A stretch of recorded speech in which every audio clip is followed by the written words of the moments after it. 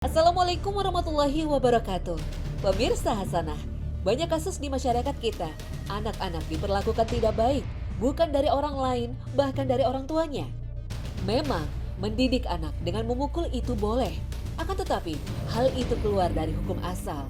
Karena hukum asal dalam mendidik, bahkan dalam segala hal, adalah dengan kelembutan. Memang boleh memukul, itu pun tidak boleh dengan pemukulan yang semena-mena. Faktanya, anak-anak ketika telah dewasa, yang mereka selalu kenang adalah kebaikan, kelembutan, ciuman kedua orang tua mereka yang telah bersabar dalam mendidik mereka. Jadilah mereka anak-anak yang berbakti yang selalu ingin membalas budi kebaikan kedua orang tua mereka. Maka, bersikap lembut menjadi keharusan bagi orang tua terhadap anak-anaknya. Kedua orang tua akan mendapatkan rahmat Allah dan ganjaran dari Allah karena sikap lembut kepada anak-anak mereka. Abu Hurairah menuturkan, Nabi SAW mencium Al-Hasan bin Ali dan di sisi Nabi ada Al-Aqra bin Habis At-Tamimi yang sedang duduk.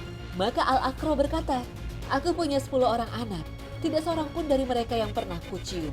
Maka Rasulullah SAW melihat kepada Al-Aqra, lalu beliau berkata, barang siapa yang tidak merahmati, menyayangi, maka ia tidak akan dirahmati.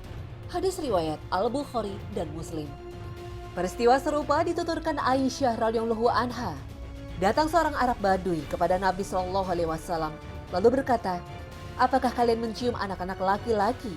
Kami tidak mencium mereka. Maka Nabi SAW berkata, aku tidak bisa berbuat apa-apa kalau Allah mencabut rasa rahmat, sayang dari hatimu. Hadis riwayat Al-Bukhari dan Muslim. Ibnu Battal berkomentar, menyayangi anak kecil, memeluknya, menciumnya, dan lembut kepadanya, termasuk dari amalan-amalan yang diridhoi oleh Allah dan akan diberi ganjaran oleh Allah. Tidakkah engkau perhatikan Al-Aqra bin Habis menyebutkan kepada Nabi bahwa ia memiliki 10 orang anak laki-laki, tidak seorang pun yang pernah ia cium. Maka Nabi pun berkata kepada Al-Aqra, barang siapa yang tidak menyayangi maka tidak akan disayang. Maka hal ini menunjukkan bahwa mencium anak kecil, menggendongnya, ramah kepadanya merupakan perkara yang mendatangkan rahmat Allah.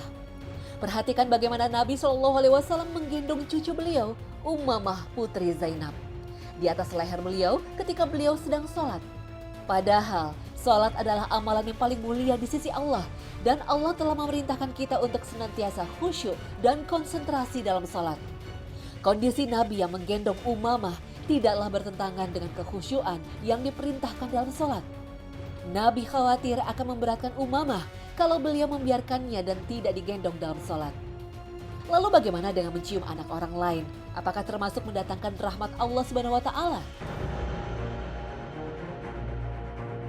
Ulama kontemporer menjelaskan sabda Nabi SAW, barang siapa yang tidak merahmati, maka tidak dirahmati.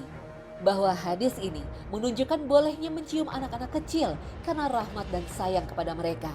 Apakah mereka anak-anak kandung sendiri, cucu, atau anak-anak orang lain? Karena hal ini akan mendatangkan rahmat Allah dan menjadikan kita memiliki hati yang menyayangi anak-anak. Semakin seseorang sayang kepada hamba-hamba Allah, maka ia semakin dekat dengan rahmat Allah. Bahkan Allah mengampuni seorang wanita pezina ketika wanita pezina itu merahmati atau menyayangi seekor anjing yang menjilat-jilat tanah karena kehausan. Jika Allah menjadikan rasa rahmat, kasih sayang dalam hati seseorang, maka itu merupakan pertanda bahwa ia akan dirahmati oleh Allah. Pada suatu hari yang lain, Ummamah binti Zainab putri Nabi SAW yang masih kecil dibawa oleh Nabi ke masjid. Lalu Nabi sholat mengimami para sahabat dalam kondisi menggendong putri mungil itu. Jika beliau sujud, maka beliau meletakkannya di atas tanah. Jika beliau berdiri, maka beliau menggendongnya. Semua ini beliau lakukan karena sayang kepada sang cucu mungil. Padahal bisa saja Nabi memerintahkan Aisyah atau istri-istrinya yang lain untuk memegang cucu mungil ini. Akan tetapi karena rasa kasih sayang beliau, sungguh mulia akhlak Nabi SAW kepada anak-anak. Beliau menggendong anak-anak, bahkan dalam sholat beliau karena kasih sayang kepada anak-anak. Mencium anak-anak adalah ibadah, mendatangkan rahmat Allah. Bahkan beliau pernah berjalan cukup jauh hanya untuk mencium putra beliau, Ibrahim. Kesaksian Anas bin Malik ini menarik untuk dijadikan pelajaran. Anas menuturkan, Aku tidak pernah melihat seorang pun yang lebih sayang kepada anak-anak daripada Rasulullah SAW. Putra Nabi yang bernama Ibrahim memiliki ibu susuan di daerah Awali di kota Madinah. Maka Nabi pun berangkat ke rumah ibu susuan putranya dan kami bersama beliau. Lalu beliau masuk ke dalam rumah yang ternyata dalam keadaan penuh asap. Suami ibu susuan Ibrahim adalah seorang pandai besi. Nabi pun mengambil Ibrahim lalu menciumnya, lalu beliau kembali.